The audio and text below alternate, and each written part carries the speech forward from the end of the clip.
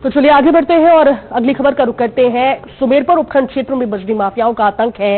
रात होते ही क्षेत्र में बजरी माफिया बेखौफ अपने ट्रैक्टर दौड़ाते हैं और अगर कोई विरोध करता है तो विरोध करने पर बजरी माफिया ट्रैक्टर चढ़ाने से भी नहीं डरते।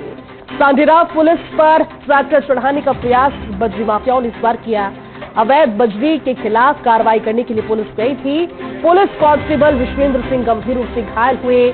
बजरी माफिया ट्रैक्टर लेकर फरार हो गया, जिसकी पुलिस अब तलाश कर रही है।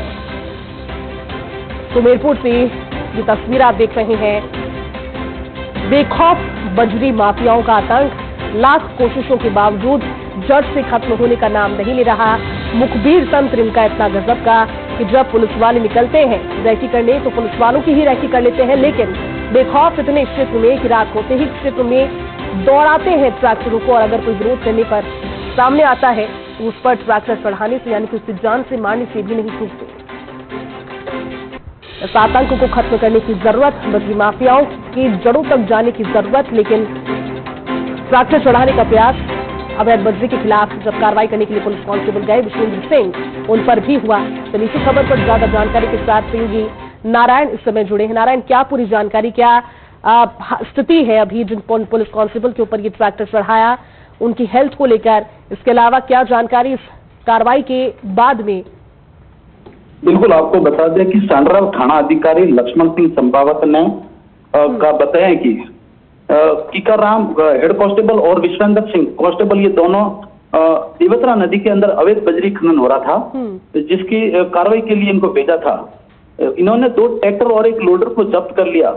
वही वहां से लेकर जब थाने आ रहे थे तब बजरी माफिया इनके आड़े आ गए और इनको कांस्टेबल को नीचे गिरा दिया और नीचे गिराकर उस पर ट्रैक्टर चढ़ाने की कोशिश की।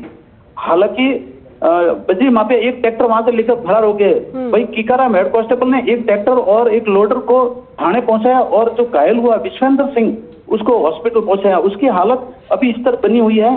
वही सांडेरा थाना अधिकारी हैं, वो अभी कार्रवाई को लेकर 2 युवकों को उन्होंने गिरफ्तार किया है और जो फरार हुआ है वो ड्राइवर ट्रैक्टर लेकर उसकी तलाश की जा रही है। आपको मैं बता दूं कि सुमेरपुर उपखंड क्षेत्र के अंदर बजरी माफिया बेखौफ है। इनको कोई रोकने वाला नहीं है, कोई टोकने वाला नहीं है। बजरी माफिया इस कदर है कि बजरी माफिया को अगर कोई रोकने जाए तो ये कहते हैं कि हमने पुलिस को खरीद रखा है, मंथली बंदी देते हैं, 30,000 से 35,000 मंथली महीने की उनको देते हैं एक ट्रैक्टर की। इसीलिए पुलिस हमारा कुछ नहीं करती और कई बार लोगों पर भी ये बजरी माफिया ट्रैक्टर चढ़ा देते हैं। इसी को लेकर आपको बता दूं कि क्षेत्र के अंदर बजरी माफिया पूरी तरह से बेखौफ है और पुलिस व्यवस्था पूरी तरह से सरमराई हुई है।